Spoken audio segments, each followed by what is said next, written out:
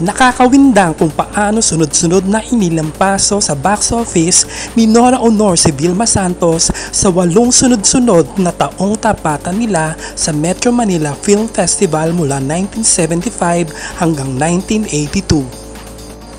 Pinatunayan nito na hindi lang sa aktingan kundi maging sa takilya ay pinadapa at isinubsob ni Nora sa putikan si Vilma sa banggaan ng mga pelikula nila sa mga unang taon ng MMFF.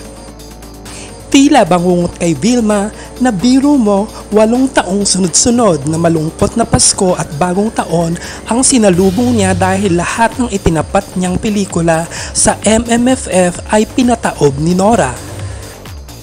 Heto na at isa-isahin na natin.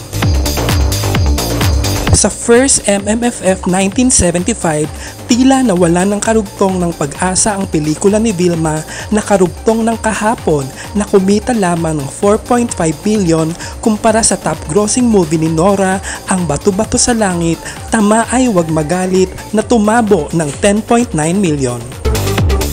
1976, nakakahiya ang resulta sa takilya ng makahiya at talahib ni Vilma dahil tinambakan ito ng minsay isang gamo-gamo ni Nora na kumita ng 10.5 million.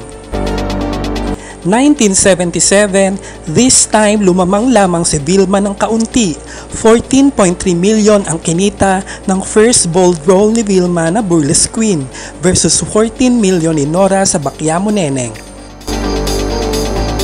1978, umariba ng husto sa takilya ang mga pelikula ni Nora. Number 1 ang Jack and Jill of the Third Kind na may 20.3 million. Second ang Atchay na may 14 million at napag-iwanan ng todo-todo ang Rubia Servios na may 6.5 million.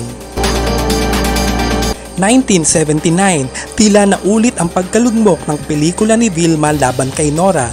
Number 1 ang Kasal-Kasalan Bahay-Bahayan ni Nora na tumabo ng 23.8 million.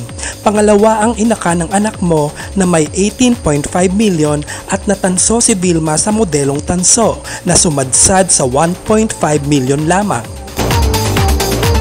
1980, bagamat kakaunti ay lumamang pa rin ang pelikula ni Nora kay Vilma. Ang Kung Ako'y Iiwan Mo ni Nora na kumita ng 13.8 million, ang kay Vilma na Langis sa Tubig ay may 13.5 million at ang Bona ni Nora na may 13 million naman ang kinita. 1981 ay tila kinarma na tinambakan na naman ni Nora ang pelikula ni Vilma. Ito ay sa Rock and Roll ni Nora na kumita ng 12.8 million kumpara sa Vilma movie na Karma na nakakaawang 3 million lamang ang kinita. At 1982, sino ang makakalimot sa pelikulang Himala na isa sa highest grossing films of all time na tumabo ng 35.8 million sa takilya? Tila hinaplos naman ng sobrang kamalasan ng pelikula ni Vilma na Haplos na umabot lamang ang kita ng 5 million.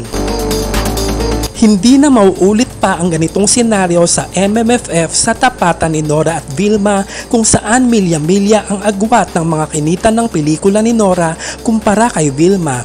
And sad to say, sa panahon ngayon ay wala ng tsansa pang bumawi si Vilma.